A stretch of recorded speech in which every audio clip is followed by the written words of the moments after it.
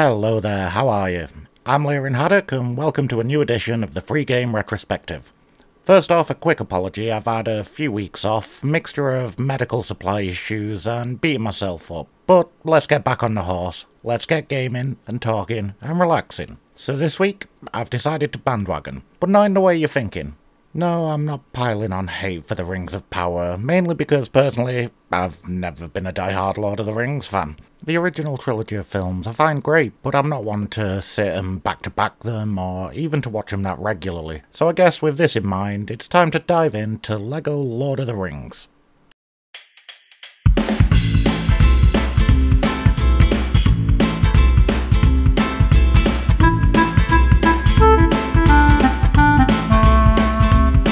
Please like, comment, share and subscribe for more content from Bearded Budget Gaming. So to start, it's a LEGO game. We know what to expect from a LEGO game. It does exactly what it says on the tin. It looks great as always, and using the art style of Lord of the Rings for maps and other screens, it looks fantastic. With the great slapstick cutscenes, even though the game is voiced. Again, I'm 50-50 when it comes to the voicing of the characters, having started my LEGO gaming journey back with the original release of LEGO Star Wars. I've mentioned it before, there's something about the silent movie style cutscenes I just love. Okay, so I mentioned in an earlier video about getting a new controller. So I got a PS4 wireless wired controller as my daughter had bought herself a PS4 with her savings along with some games. So me in that classic naivety of buying a modern controller was like, okay, that'll do. I got it, all's been well with a bunch of games, but this one, no, doesn't accept it. Works on so many other games, but this, nope. And why am I ranting about this, you ask? What's the problem?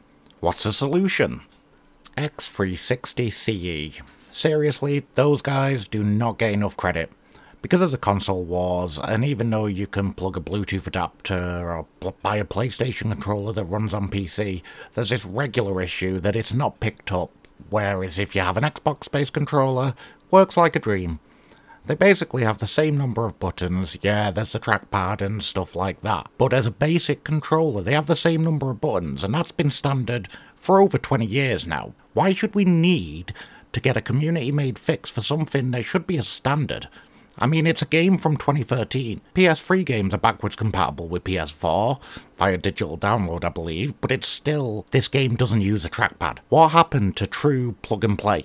I've had my rant, I do apologise. I do enjoy my LEGO games, but not being a die-hard Lord of the Rings fan, I do find the unskippable cutscenes dragging on a level like the ending to The Return of the King.